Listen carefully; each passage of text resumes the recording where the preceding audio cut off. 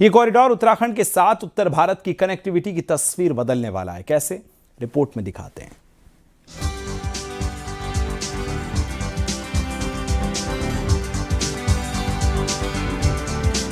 प्रधानमंत्री नरेंद्र मोदी मंगलवार को 28वीं बार देवभूमि उत्तराखंड पहुंचे, जहां से पीएम मोदी ने 12,000 करोड़ की लागत से बना 6 लेन दिल्ली देहरादून इकोनॉमिक कॉरिडोर देश को समर्पित किया।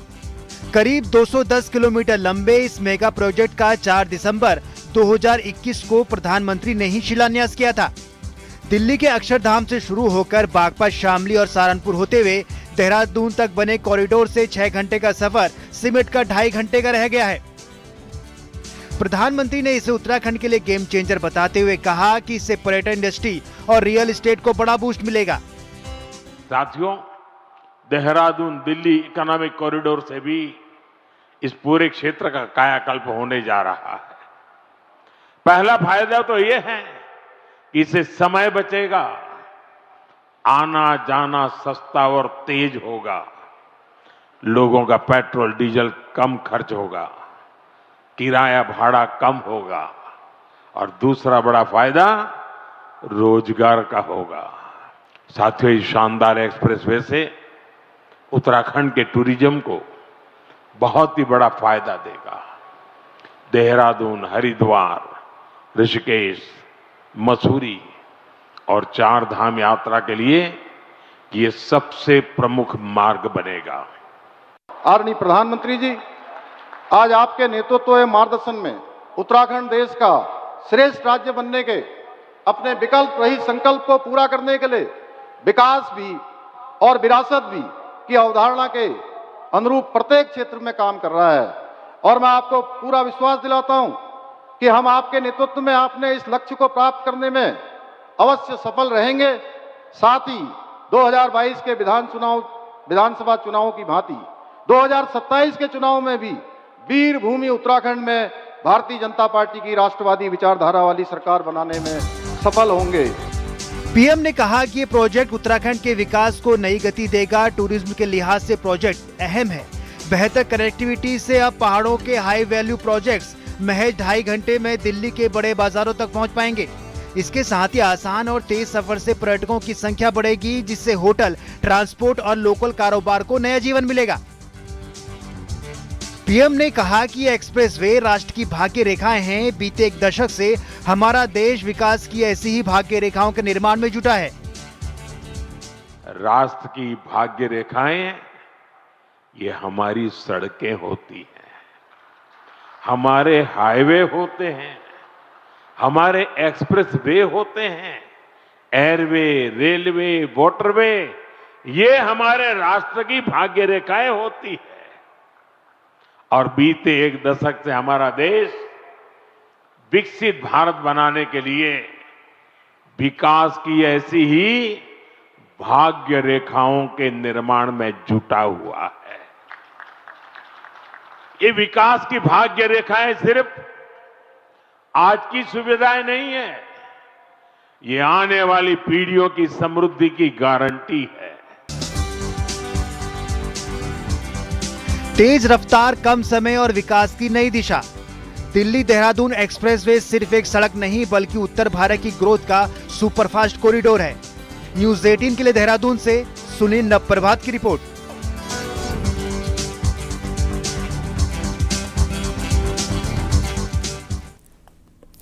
देवभूमि उत्तराखंड में प्रधानमंत्री नरेंद्र मोदी का मंगलवार को एक और दौरा हुआ। दौरे के साथ ही पीएम मोदी का एक खास रिकॉर्ड भी बन गया।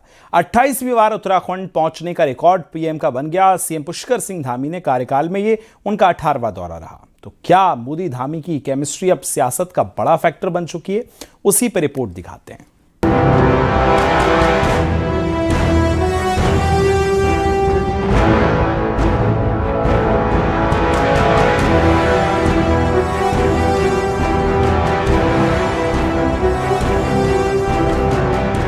मंगलवार को पीएम नरेंद्र मोदी अपने 28वें दौरे पर उत्तराखंड पहुंचे। धामी सरकार में पीएम का ये 18वां दौरा था। ये सिर्फ आंकड़ा नहीं बल्कि दिल्ली और देहरादून के मजबूत कनेक्शन का संकेत है। 2015 में ऋषिकेश में पीएम के पहले दौरे से शुरू हुआ ये सिलसिला आज तक जारी है। ये हमारा सौभाग्य है कि देवभूमि उत्तराखंड को आज उनके प्रधानमंत्री बनने के बाद 28वीं बार आदरणीय प्रधानमंत्री जी का स्वागत करने का शुभ अवसर प्राप्त हो रहा है। यह आदरणीय प्रधानमंत्री जी का हमारे राज्य के प्रति अगाध प्रेम का प्रतीक है। पीएम के हर दौरे ने उत्तराखंड को नई पहचान दी है। केदारनाथ, बद्रीनाथ, मुक्बा और आदि कैलाश जैसे धार्मिक स्थलों पर उनकी मौजूदगी से पर्यटन को जबरदस्त बढ़ावा मिला। वहीं दिल्ली देहरादून एक्सप्रेसवे जैसे बड़े प्रोजेक्ट कनेक्टिविटी को नई रफ्तार देने जा रहे हैं। मैं 2023 में आदि कैलाश और ओम पर्वत की यात्रा पर गया था। पहले बहुत जाता था, बीच में बिल्कुल जा नहीं पाया। कई वर्षों के बाद मैं गया और मुझे मुख्यमंत्री जी बता रहे थे, गवर्नर साहब बीच में आए, वो भी बता रहे थे कि 2023 में मैं वहां गया और उसके बाद बहुत बड़ी संख्या में श्रद्धालु वहां जा रहे हैं। पहले वहां कुछ 100 लोग ही सर्दियों में यात्रा के लिए जाते थे। साल 2025 में करीब 40,000 से अधिक लोगों ने इन पवित्र स्थानों की यात्रा की। मोदी धामी की केमिस्ट्री अब सिर्फ दौरे तक सीमित नहीं, करीब 2 लाख करोड़ की केंद्रीय योजनाएं और लगातार हाई प्रोफाइल विजिट्स ये साफ संकेत हैं कि उत्तराखंड विकास और सियासत दोनों में बीजेपी की सर्वोच्च प्राथमिकता बना हुआ है। देहरादून से न्यूज़ 18 के लिए सुनील नप्रभात की रिपोर्ट।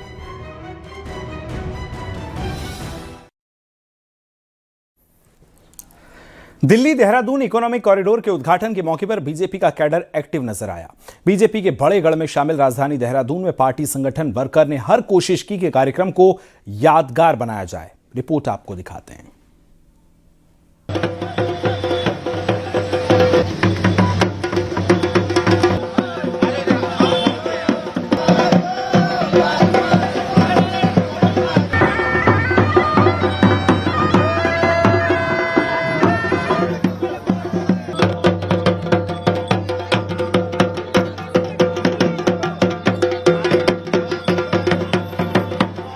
मांगलिक कार्यक्रमों में जिस तरह का उत्साह पहाड़ में दिखता है, ठीक वैसी ही झलक मंगलवार को दिल्ली देहरादून इकोनॉमिक कॉरिडोर के उद्घाटन के मौके पर दिखाई दी।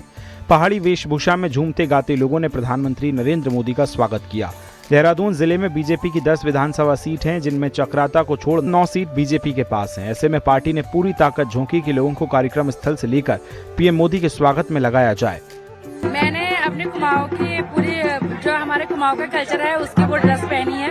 हमारे वहाँ जब कुछ अच्छे फंक्शन होते हैं या घर में कोई अच्छा प्रोग्राम होता है तो उसमें हमारे यहाँ ये ड्रेसें पहनी जाती है और हम यहाँ मोदी जी का भव्य स्वागत करने के लिए यहाँ आए। वहीं बीजेपी ने अपने बूथ मंडल स्तर के कार्यकर्ताओं को जुटाया। इसके लिए लोगों को लाने के लिए परिवहन विभाग की भी 2300 से ज्यादा गाड़ियां लगाई गई। अकेले देहरादून से ही 1650 गाड़ियां लगाई गई, जबकि 700 के करीब गाड़ियां हरिद्वार से बुलाई गईं। इसके साथ ही बीजेपी की महिला मोर्चा से लेकर सभी मोर्चों ने कार्यक्रम को सफल बनाने की पूरी ताकत झोंक दी। और बहुत खुशी का दिन है कि हमारे आदरणीय यशस्वी प्रधानमंत्री हमारे क्षेत्र में रोड शो करेंगे, तो हमारे लिए तो सौभाग्य की बात है। मैं भी अपने बैंड बाजे के साथ, अपने दल बल के साथ उनके स्वागत के लिए पधारी हूँ। सामने 2027 की जंग है और पार्टी ने पीएम मोदी के बहाने अपने पूरे कैडर को एक्टिव कर दिया है। रोड शो में इसकी पूरी झलक दिखी जब पार्टी का बूथ से लेकर मंडल स्तर तक का कार्यकर्ता कार्यक्रम को सफल बनाने के लिए एड़ी चोटी का जोर लगाता नजर आया।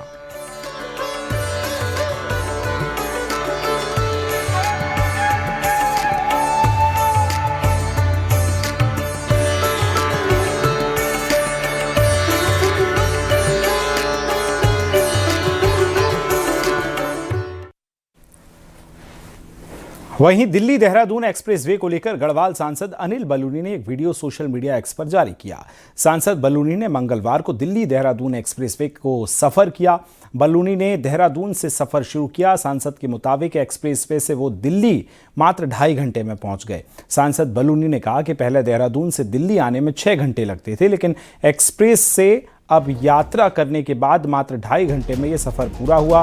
दिल्ली देहरादून एक्सप्रेसवे के लिए बलूनी ने पीएम मोदी का आभार जताया।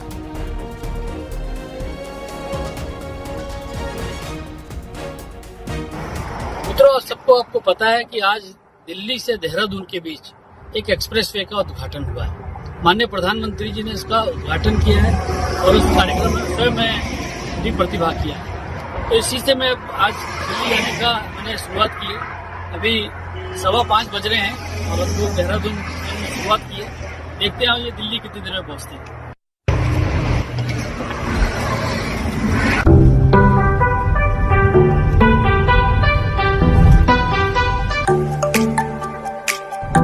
तो साथियों, हम 5:15 बजे निकले थे देहरादून से। दिल्ली देहरादून जो हमारा एलिवेटेड हाईवे जिसका उद्घाटन आज माननीय प्रधानमंत्री जी ने किया है उससे, और 7:35 पर हम दिल्ली के इंडिया गेट पे खड़े हैं। कभी सपने में भी नहीं सोचा था कि 2 घंटे 20 मिनट में देहरादून से दिल्ली पहुंचा जा सकता है, लेकिन ये सपना भी साकार हो गया है। इसीलिए कहते हैं कि सपने नहीं हकीकत बनते हैं, इसीलिए लोग मोदी को चुनते हैं। देहरादून में प्रधानमंत्री नरेंद्र मोदी दौरे से शहर की सूरत पूरी तरह बदली नजर आई। सड़कें नीट एंड क्लीन और हर तरफ सफाई की खास व्यवस्था। वहीं जनता ने पीएम के हर महीने उत्तराखंड आने की बात भी की है। रिपोर्ट दिखाते हैं।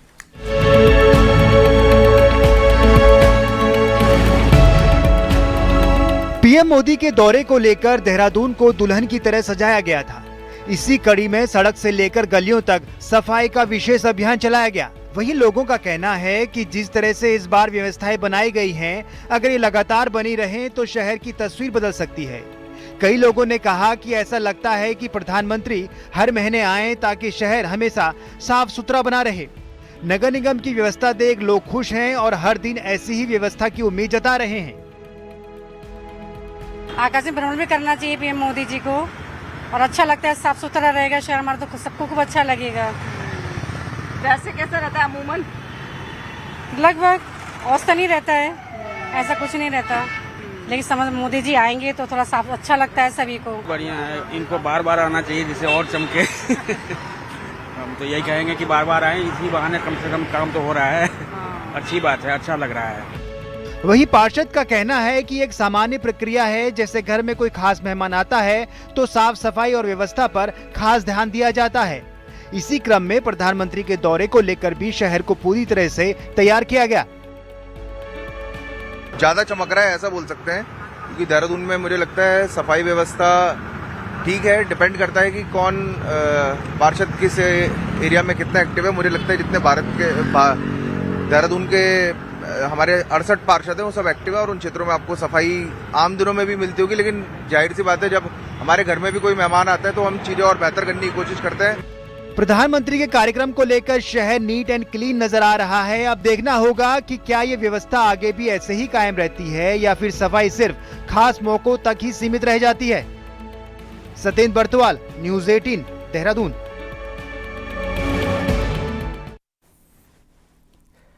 दिल्ली देहरादून एक्सप्रेसवे से राजधानी दिल्ली से देहरादून की दूरी महज 2.5 घंटे की रह गई, लेकिन राज्य के दूसरे हिस्से कुमाऊं को भी देश की राजधानी से एक्सप्रेसवे के जरिए जोड़ने की तैयारी चल रही है, जिसके लिए बाकायदा कागजी तैयारी शुरू हो गई है। आखिर कहां से कहां के लिए एक्सप्रेसवे बनेगा, सब कुछ इस रिपोर्ट में आपको दिखा देते हैं।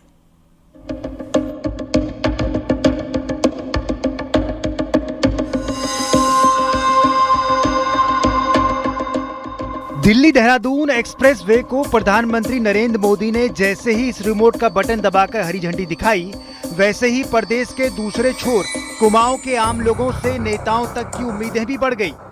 नैनीताल उधम सिंह नगर जिले से सांसद और पूर्व केंद्रीय मंत्री अजय भट्ट ने तो बकायदा प्रधानमंत्री नरेंद्र मोदी और हाईवे मंत्री नितिन गडकरी से एक नए एक्सप्रेसवे की मांग कर डाली। भट्ट ने एक ऐसा एक्सप्रेसवे की मांग की है जिससे कुमाऊं के सीमांत पिथौरागढ़ से लेकर तराई का इलाका सीधा दिल्ली से जुड़ जाए, और यह एक्सप्रेसवे कुछ ऐसा ही हो जिससे देहरादून और दिल्ली के बीच बना है। हमने कुमाऊं क्षेत्र को जोड़ने के लिए आदि कैलाश से, उससे नीचे गुंजी, कुट्टी, ज्वालिंगकोंग, बहुत सारे हमारे गांव हैं, वहां से लेकर यानी पिथौरागढ़ जिला, चंपावत जिला, बागेश्वर जिला, अल्मोड़ा जिला, नैनीताल और उधम सिंह नगर जिला और इसके सुदूरवर्ती क्षेत्र अगली बार जल्दी ही दिल्ली से जुड़ेंगे। एक एक्सप्रेस वे हल्द्वानी, काठगोदाम, रुद्रपुर या इसके बीच से या रामनगर से बीच से निकालते हुए कहीं से भी, उसकी डीपीआर अभी स्वीकृत नहीं हुई है, वो स्वीकृत होने वाली। यही नहीं, नैनीताल जैसे हिल स्टेशन तक पहुंचने के लिए बकायदा हाईवे को चौड़ा करने का प्रपोजल भी शुरू हो चुका है, जिसके पहले चरण का काम भी जारी है। और बाकी वन भूमि के प्रस्ताव पर पहले तो हमने अपलोड कर दिए थे नैनीताल तक, अब उसको रूसी बाईपास तक इसको अपलोड करने की कार्रवाई कर रहे हैं। बाकी इसका 3G का भूमि अधिक्रमण में 3G की कार्रवाई का हमारा डिस्बर्समेंट उसका काश्तकारों को मिलने की वो कार्रवाई शुरू हो गई है। जाहिर है, दिल्ली देश की राजधानी है, देश के सबसे बड़ी व्यापारिक मंडियां भी यही हैं। ऐसे में अगर दिल्ली से उत्तराखंड के कुमाऊं और गढ़वाल मंडलों की दूरी समय के हिसाब से कम हो जाए तो ये राज्य के विकास में पंख लगना तय है। हल्द्वानी से न्यूज़ 18 के लिए शैलेंद्र नेगी की रिपोर्ट।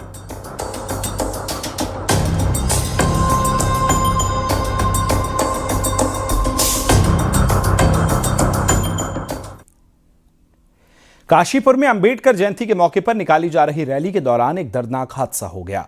ट्रैक्टर पलटने से 17 साल के लड़के की मौके पर ही मौत हो गई, जबकि एक युवक गंभीर रूप से घायल हुआ। यह हादसा कुंडेश्वरी चौकी क्षेत्र के हरिनगर में हुआ, जहां अंबेडकर जयंती पर रैली निकाली जा रही थी और इसी दौरान हरिनगर के पास एक ट्रैक्टर अचानक बेकाबू होकर सड़क किनारे पलट गया। ट्रैक्टर सवार युवक उसके नीचे दब गए, जिससे उसकी मौत हो गई।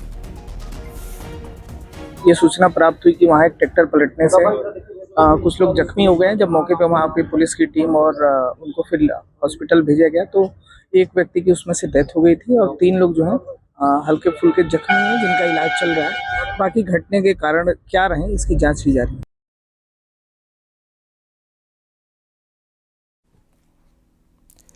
हरिद्वार में कुंभ मेले को लेकर प्रशासन एक्टिव है। अधिकारियों ने मेला क्षेत्र के कई स्थानों का स्थलीय निरीक्षण किया।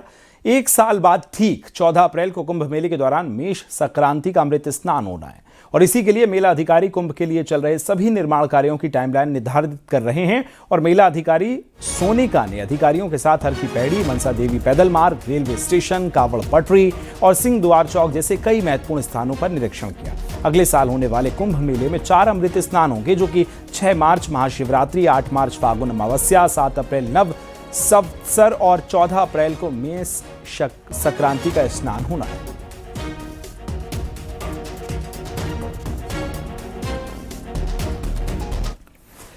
चमोली में एक बार फिर से मौसम बदल गया। बद्रीनाथ धाम और हिमकुंड साहिब की चोटियों पर एक बार फिर बर्फ गिर गई। इलाके में बारिश हुई, पहाड़ में एक बार फिर से ठंड बढ़ी है। बार बार मौसम बदलने की वजह से 4 धाम यात्रा के काम हालांकि प्रभावित हो रहे हैं।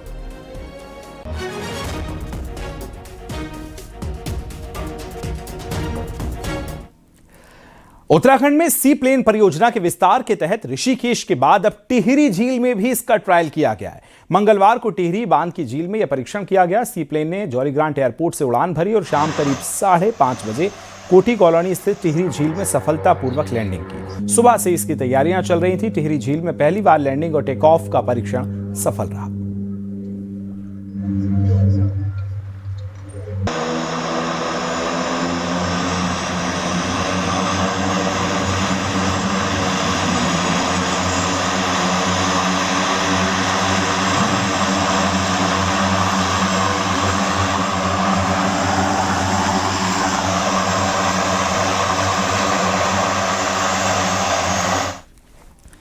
एक्ट्रेस सारा अली खान हाल ही में उत्तराखंड पहुंची। टिहरी में पहुंचकर उन्होंने बर्फबारी के बीच 18 किलोमीटर की ट्रैकिंग की, जिसका वीडियो भी सामने आया, रिपोर्ट में दिखा रहे हैं।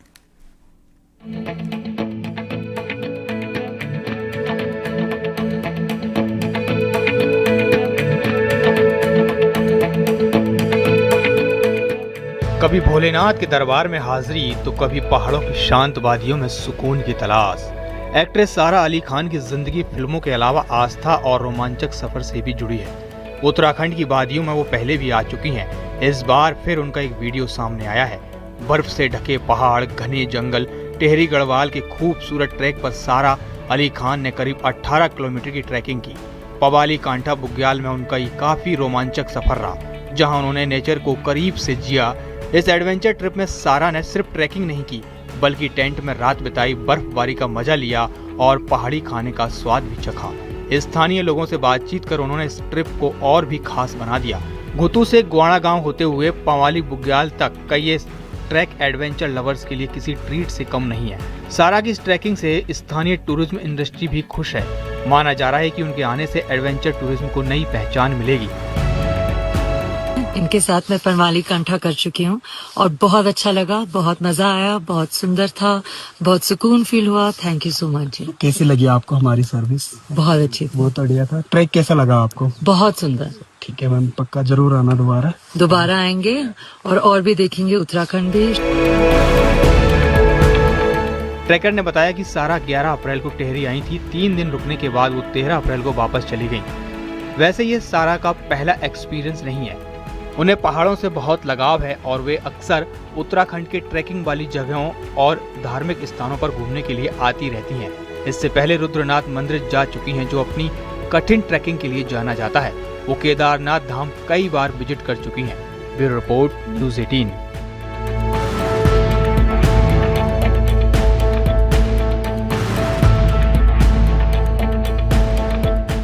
केदारनाथ यात्रा के प्रमुख पड़ाव गौरीकुंड में स्थित मां गौरी माई के मंदिर के कपाट आज सुबह 8 बजे श्रद्धालुओं के लिए खोल दिए गए।